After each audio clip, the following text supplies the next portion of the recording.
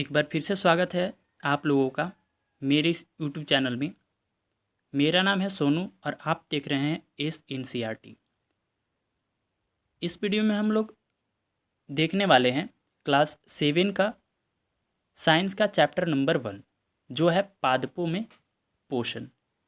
तो चलिए चैप्टर को स्टार्ट करते हैं और देखते हैं जो पेड़ पौधे हैं उनमें पोषण का प्रक्रिया कैसे होता है, वो कैसे बनाते हैं, क्या खाते हैं। ठीक है, तो चलिए स्टार्ट करते हैं चैप्टर को।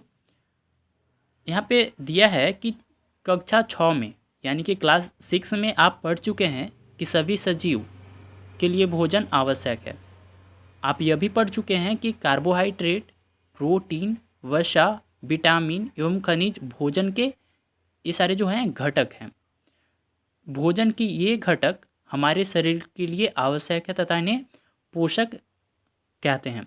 ये जो पोषक आप लोग समझ चुके हैं जो इसको हम लोग कहते हैं कार्बोहाइड्रेट, प्रोटीन, वसा, विटामिन और खनिज जो तत्व होते हैं उन्हीं को हम लोग क्या कहते हैं, पोषक कहते हैं।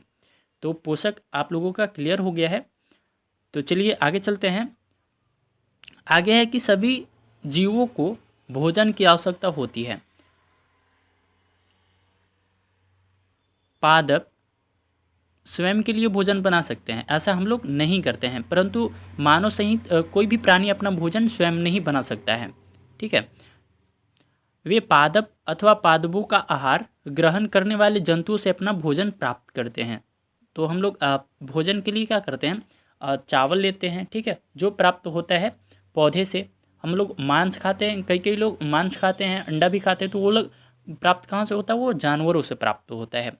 तो इसीलिए यहाँ पे लिखा है कि मानव सहित कोई भी प्राणी अपना भोजन स्वयं नहीं बना सकता, केवल पादप ही ऐसे जीव हैं जो अपना भोजन बना सकते हैं स्वयं से। अतः मानव तथा अन्य प्राणी प्रत्यक्ष अथवा परोक्ष रूप से पादपों पर निर्भर करते हैं, यानी कि डायरेक्ट या इनडायरेक्ट रूप से हम लोग क्या है, जो पेड़ पौधे हैं उन्हीं पर हम लोग निर्भर हैं। आगे चलते हैं पादपों में पोषण। जो पहला हम लोगों का जो टॉपिक है वो है पादपों में पोषण की विधि क्या होती है, इसके बारे में हम लोग जानेंगे। केवल पादप ही ऐसे जीव हैं जो जल, कार्बन डाइऑक्साइड एवं खनिज की सहायता से अपना भोजन बना सकते हैं। यहाँ पे देखिए कि जो ये बोल रहा है कि केवल पादप ही यानी कि पेड़ पौधे ही ऐसे जीव हैं जो जल, कार्बन डाइऑक्साइड और कुछ खनिज तत्व की सहायता से अपना भोजन स्वयं बना सकते हैं। ये सभी पदार्थ उनके परिवेश में उपलब्ध होते हैं। ठीक है, उनके लिए ये सब उपलब्ध हो जाते हैं जिसके कारण वो अपना भोजन बना पाते हैं। पोषक पदार्थ सजीवों को शारीरिक संरचना, वृद्धि तथा क्षतिग्रस्त भागों के रख रखाव के लिए सामर्थ्य बनाता है, यानी कि उसको एबल करता है, प्लांट को एबल करता है, उसको क्या करने में सामर्थ्य बनाता है, क्षतिग्रस्त भागों को रख रखाव करने में, शारीरिक विकास के लिए, संरचना के लिए और वृद्धि यानी कि बढ़ने के लिए, तथा विभिन्न जैविक प्रक्रमों के लिए आवश्यक ऊर्जा भी प्रदान करता है। जो पोषक तत्व होते हैं जो सजीवों में, वो क्या करते हैं, शारीरिक संरचना में मदद करते हैं, वृद्धि में मदद करते हैं, क्षतिग्रस्त भागों को के रख रखाव के लिए मदद करते हैं, और कई प्रकार के जो प्रक्रम होते हैं उसके लिए ऊर्जा प्रदान करते हैं।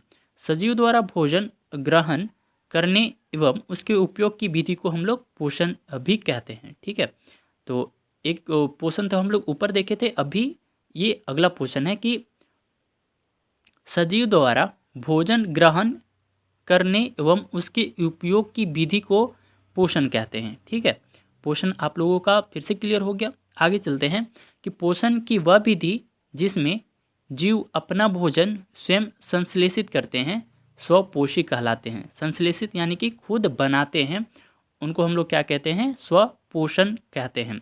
तो आप लोग इस पॉइंट को याद में रखिएगा, स्वपोषण किसे कहते हैं। ठीक है, अगला जो पॉइंट पे चलते हैं तो यह है कि ऐसे पादप को स्वपोषी कहते हैं।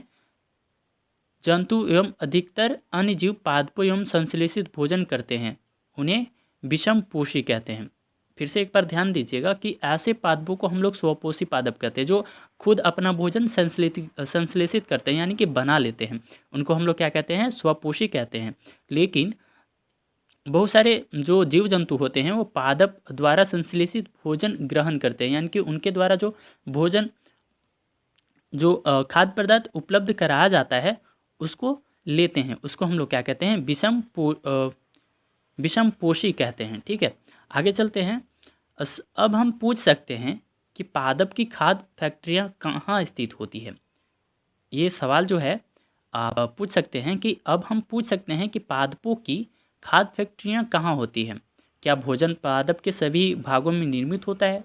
ऐसा होता है कि ऐसा हम लोग पूछ सकते हैं, क्या प्लांट के सारे भागों में भोजन बनता है, अथवा केवल कुछ विशेष भागों में ही पादप अपने परिवेश बना पाते हैं। ठीक है, तो इसका आंसर देखिए कि पादप अपने परिवेश में कच्ची सामग्री किस प्रकार प्राप्त करते हैं।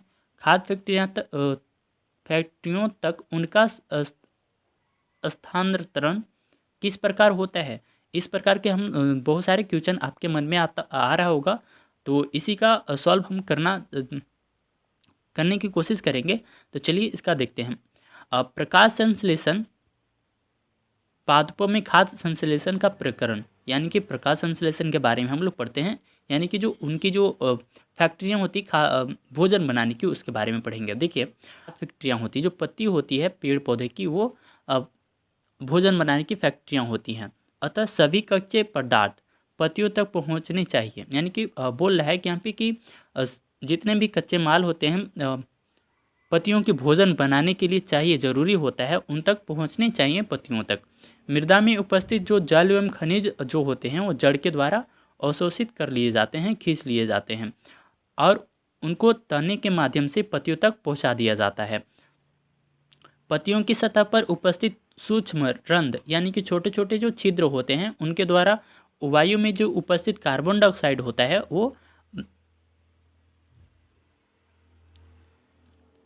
प्लांट में यानी कि पत्तियों में प्रवेश कर जाते हैं। इस प्रकार से उनका भोजन बन जाता है। ठीक है, यहाँ रंध्र द्वारका द्वारा घिरे होते हैं, ऐसे छिद्र को हम लोग क्या कहते हैं, रंध्र कहते हैं। ठीक है, एक बार हम इसको देख लेते हैं कि कोशिका, यहाँ पे कोशिका दिया हुआ है, इसके बारे में जानेंगे। देखिए यहाँ कि आपने देखा है कि इमारतें ईंटों से बनती है, इसी प्रकार सजीव का शरीर भी कई सूक्ष्म इकाइयों यानी कि कोशिका से बना होता है, जो कोशिका कहलाती है। ठीक है, क्या कहेंगे उसको, कोशिका कहेंगे।